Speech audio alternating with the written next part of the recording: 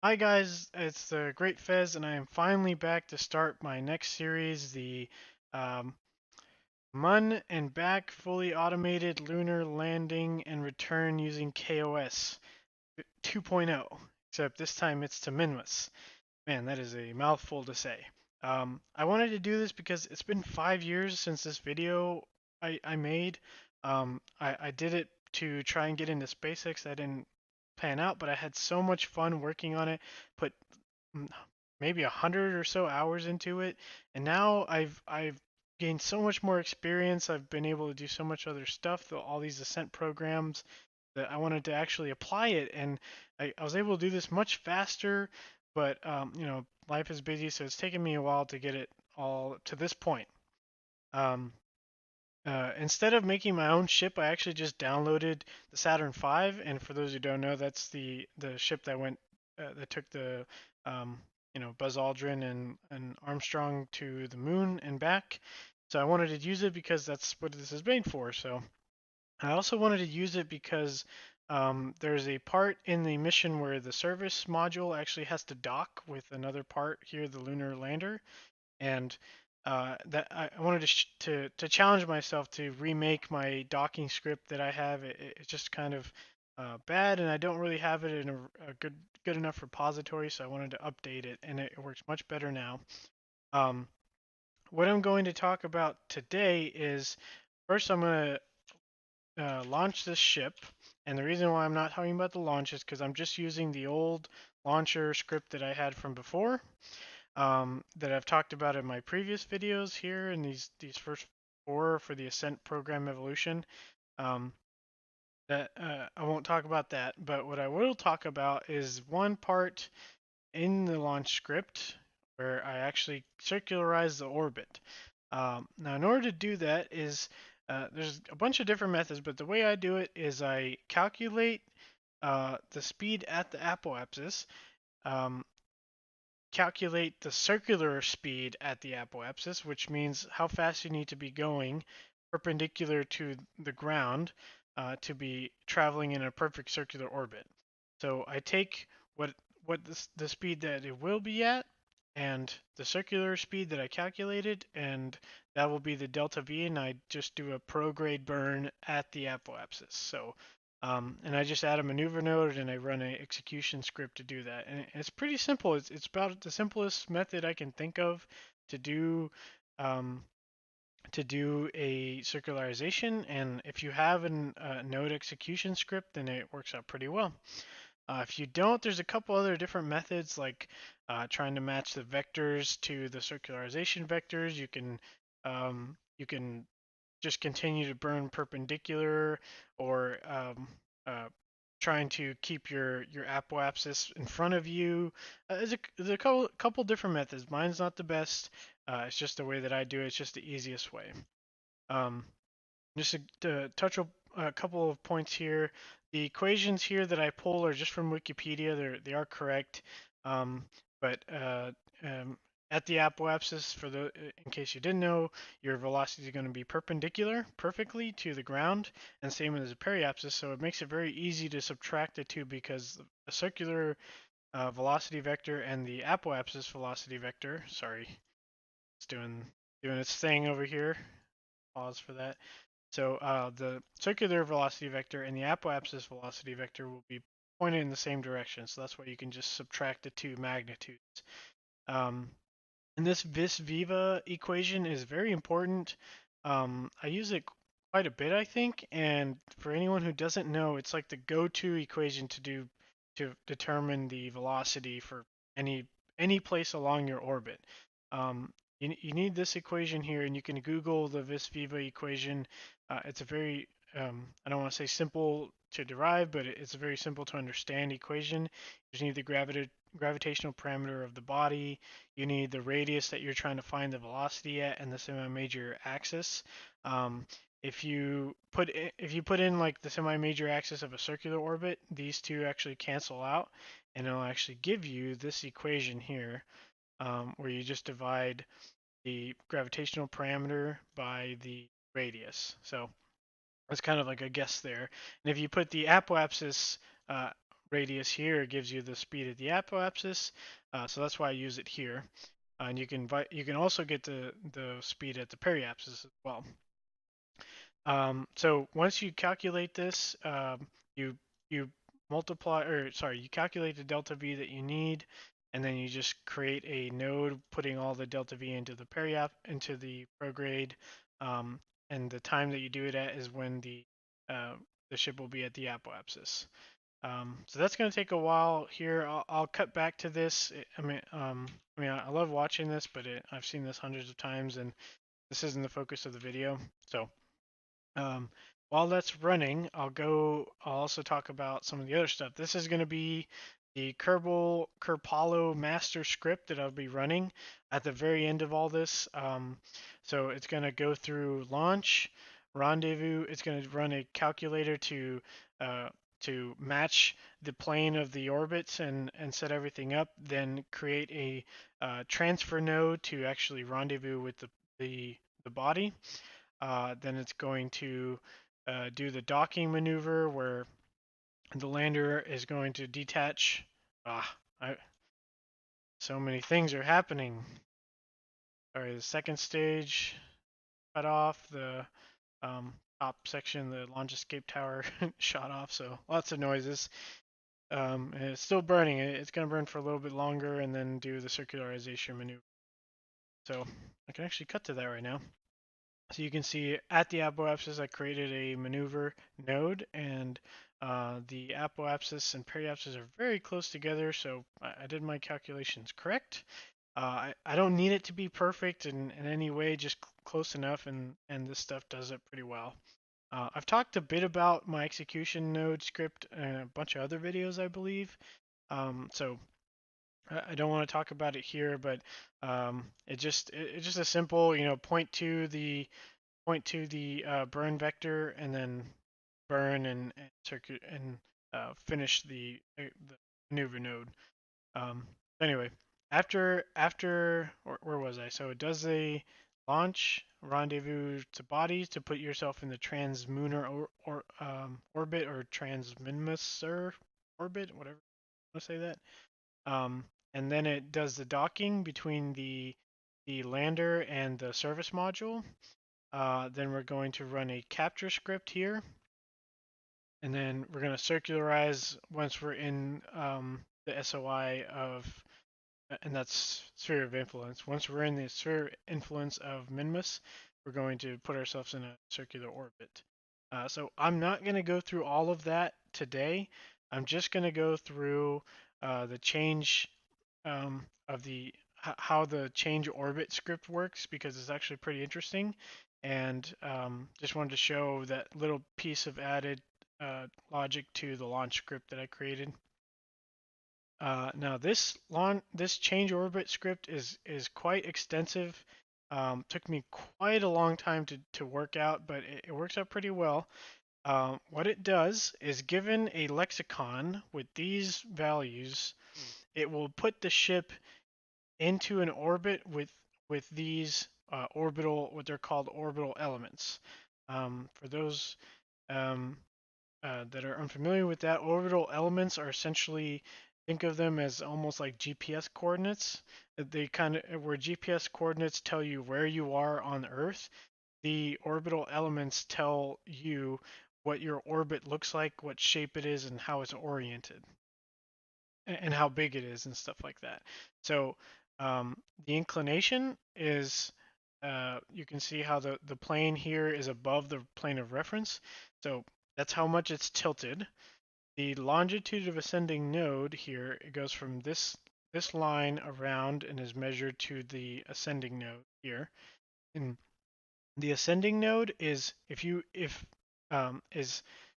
ship, this is the ship here, if your ship is going in this direction, notice how when it's crossing the plane of reference, it's going up, up, ascending, ascending node. That's the easiest way to remember it. So if you're having trouble remembering which one's which, put yourself flat on the plane of reference in your head, or orientation here like this, and then if your ship is going positive or through the plane, that's the ascending node, and then when it comes back around, that's the descending node.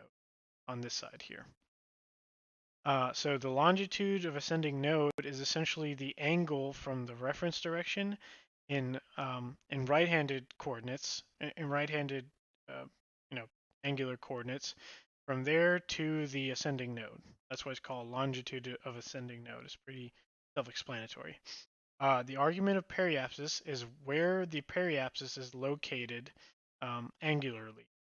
And that is again measured from using the ascending node. So starting from here, that's 0. This is approximately 90 degrees, 180, 270, and 60 or 0. So it tells you where so once you've tilted this orbit, the next thing you do is rotate it, kind of like rotating a disc in a CD player. So that's essentially what happens there. And then true anomaly is actually the position of the body itself. So once the orbit is set, if you're not doing any burns, this is going to be flying in this pattern forever. But the true anomaly is always measured from the periapsis. So if you wanted to know where your ship is at, you know, you, like if you didn't already have all this information, if you knew the inclination, the longitude of ascending node, and the argument of periapsis and the true anomaly, you can find exactly where in space your body or the celestial body or your ship is at. So that's just a description of what the orbital elements are. So I created this function, this change orbit, to actually go through that logic to determine that. Um, so the way that it does that is a little bit uh, kind of difficult to explain. It's a lot of vector math, but if you think about it, I just needed to find where this ascending node is. If I could find where that is, or the kind of orbit that I want it to be, then I know that at this point I can burn and turn the ship, the plane of the ship, the plane of the orbit in any direction that I want. So if I wanted to, let's say our ship was in this yellow orbit here, and I wanted to turn it down, then I had to do a cross product between the angular velocity vector and the up, z equals 1, um, uh, the y equals 1 axis. If I do a cross product between those two, it gives me a vector that points along the ascending node. So with that vector, I'm able to determine where the ascending node is. And then all you have to do is it's not as easy as this, but you burn perpendicularly to change your velocity vector to turn you down or up to increase your inclination or decrease. Um, then once you do that, you can then change your argument of periapsis. So along this plane, I can pick any spot like here, and then I can again burn perpendicularly, which will actually turn the. It's so hard to explain here. I apologize, but you burn perpendicularly at the spot you want to create. You want to change your argument of periapsis to be at, and then that rotates the entire orbit along that point, and then you have a new argument of periapsis. Um, and then to change the periapsis and the apoapsis, that's pretty self-explanatory. Once you have those two down, the three down, the longitude of ascending node, the inclination of argument of periapsis, then to change the two values is pretty simple. You just do, burn at the periapsis to raise or lower your apoapsis, and then burn at the apoapsis to raise periapsis. Whichever one. There's a couple bit of logic there to determine which one goes first. It's not that's probably the easiest part to do. The more difficult to conceptualize is changing um, the the longitude of ascending node and the inclination, as well as the argument of periapsis. So that's how it works here. You give it this lexicon with your desired values, it interprets it and determines which ones need to be run. Usually just runs them all. I probably need to tweak some of that, but anyway, it determines which ones need to be run, and it runs the two change values here scripts or functions, and then it puts your orbit where it wants. That's actually incorporate. It's actually being used. This change orbit script is actually being used in this rendezvous body script. It detects uh, the the sorry right here orbit match. It detects how different your longitude of ascending node is with your target. It detects the difference between your inclinations, and it also tries to match the eccentricity to as close to circular as possible, or at least within 0.005 eccentricity. So if these two are above a certain value, zero point 0.1 and 0.01, then it's going to run the script, and it's going to set it to the inclination, the longitude of ascending node, apoapsis and periapsis to the desired values. So this, the apoapsis and periapsis are just going to be circular, and so I just I find the semi-major axis of the current orbit. So in this case, it's probably around 250 something. 250 kilometers roughly. So I set those values to that value so it circularizes. This longitude of ascending node is just the target longitude of ascending node, and the inclination is just the target inclination. So we're just matching their orbit. Um, so first, to get this going, it takes a little bit of time. I'm going to set it as a target and then run the body, not bossy. It'll say the inclination is a little bit different. And longitude of ascending node is above tolerance, and the inclination is above tolerance. So calculates what I described before. These two vectors, the angular momentum vector, velocity vectors, finds this third vector here, this yellow vector, where the ascending node is. Creates a maneuver node to change the orbit so that the inclinations match. And as you can see here, the resulting, if this maneuver is executed properly, the resulting descending node is going to be 0 exactly. Pretty good.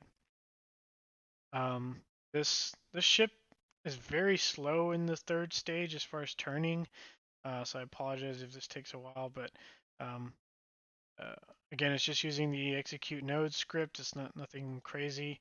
Just gonna warp there and burn. Something to note here when you're changing inclinations or anything like that, you're burning completely perpendicularly usually to your velocity vector.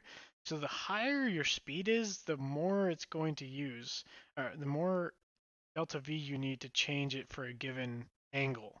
So something interesting to note is that there's actually a way that sometimes this can be done more efficiently, and that's by, say you wanted to change your inclination along this line, you can actually first burn here to increase the altitude that you're going to be at on this side, and then once you're up at a higher altitude, your speed is going to reduce, and if you reduce your speed, that means the amount of delta V that you need to turn it is going to be reduced. So it could actually save a lot of fuel that way. So that's the first thing it does. The next thing is just matches the argument of periapsis, which is not really needed because Minmus is in a circular orbit, and we're going to be in a circular orbit, so the argument of periapsis is kind of irrelevant. But it matches it anyway, and it tries to put the apoapsis and periapsis where it was desired. It's going to be pretty short burns, I think, so nothing crazy, and we're pretty much circular anyways. But while that's running, I can move on to the next part. So that's the first part here. Is going to be matching the orbits here and here.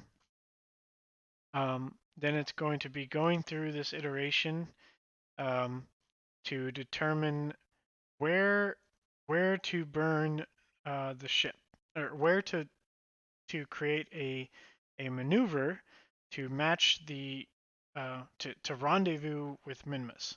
And I promise I'm not trying to throw this in here to brag or anything. But I have written a paper of sorts here that goes through how all this is done. It's called the math and physics of phase angles. I go through the math that that is needed for determining phase angles for rendezvous. I go through what they are, all that stuff. So if you want to go through the nitty-gritty details, you can find it here. But essentially, if I can find the picture down here, essentially what you want to do is put yourself, in this case is a Hohmann transfer to Mars, where this is much shorter, so it's not going to be this drastic, but you want to put yourself in a position where if you burn, you start your Hohmann transfer here, you're going to reach Mars's orbit exactly when Mars um, reaches that point as well. So that's how you do a rendezvous is you calculate how much time it takes for this half of this transfer orbit, and then you make sure that Mars is far enough back so that when it travels forward, you meet it at that point. So that's what it'll show us doing here. That's the first step.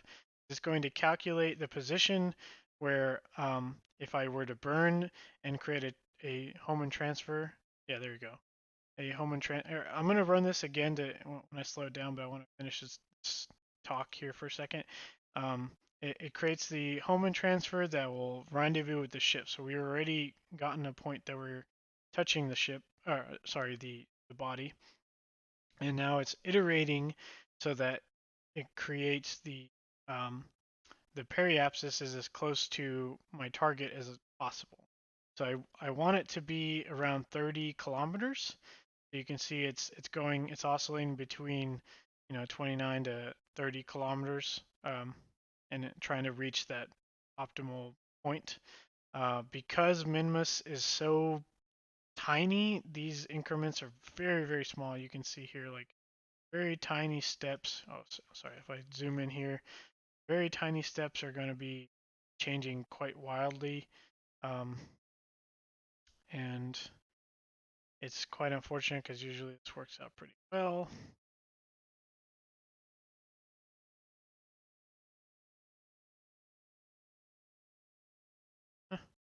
Something is up here.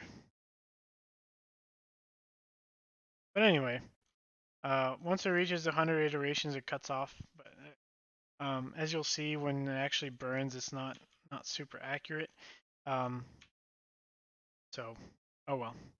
But this is where I'm probably gonna stop the video. The last thing I'm gonna do is talk about this iteration here, and I'm gonna after this finishes. I'm going to tweak this a little bit so that it actually finishes down here. I have the tolerance set to 1. I'm going to set it to 100. And if it gets within 100 meters of my target periapsis, it'll stop. And this script actually doesn't burn anything. It just calculates for the burn. So if I run it again, since we've already matched the orbit, it shouldn't do it again, which let's hope. Yeah, orbits match already, and so um, now it's trying to hit the periapsis. So, like I said before, it's reducing the way that I haven't even talked about this. I'm so sorry. The way that this works is it determines the difference between the test periapsis, that's the periapsis of our target, or of our current orbit. It looks at the periapsis of our current orbit, this test periapsis. Then it tries to check for the target periapsis, which is 30 kilometers. And if the difference is above the tolerance, it goes through this logic here. It increments, so it takes a small step forward, then applies it to the node, checks the node periapsis, and then if it goes up, if the difference goes up, then it switches directions, so we're getting farther away from where we need to be. It switches directions and then reduces the step by half. So it takes smaller steps every time it switches directions. So it's kind of like funneling its way to the target, or the answer. And I've always encouraged people to do this because if you've never done any sort of solvers before, because this is such a simple way to do it, and it's actually how most people actually would do this. Like, say you're trying to, you know, um, measure a line or trying to find the middle of something by hand. Um, there's probably tons of different ways to do it, but usually you try to like increment slowly, and then if you went too far, you like go backwards, and so on and so forth, right? So that's what the human brain kind of wants to do. It's just logical steps that eventually get you to the answer, and that's how this works. So you take a step forward. Is it closer? Yes. Then continue taking steps forward. If you go too far, then turn around and take smaller steps, and then keep doing that logic. Turn around, smaller, turn around, smaller. Keep doing that until you find you're within your tolerance limit. Um, and of course, this is all just, or this is set to a maximum value of 100 because it doesn't usually take this long, and it's pretty accurate. So I've had great success with this, and on Mun it works much prettier because Mun is much bigger, so the steps aren't as drastic, and you can actually get some good results. But here it's chalk it up to my logic isn't probably that great, and on top of that, Minmus is pretty annoying. So um, anyway, that's that. That's how it works there. I'm not going to actually burn this because it's just going to show you the burning of the rocket, and already seen all that. In the next video, I'll be going through the docking part. So if actually, since we're stopping here, if I press the decouple button, you can see, for those that have never seen the Saturn V before, um, this is the service module here in the lunar lander. What's going to happen is the service module is going to flip around, so the nose is pointed this to here. It's going to couple to this part right there, and then the lunar lander plus the service module is going to decouple from this third stage booster. And then these two go on to Minmus, and then get captured there, and then land, and then recapture or re-rendezvous together, and then go all the way back. So I'll continue this series in a later video. There'll probably be 3, maybe 4 videos because in case, or maybe more if someone wants me to go into more detail about how to do some stuff. But hopefully you guys are enjoying this. Let me know if you have any questions or comments. I'll probably edit the video later with the repository. I just kind of wanted to finally get a video going to push myself to get these out faster. So thanks again. Hope you enjoy, and see you next time.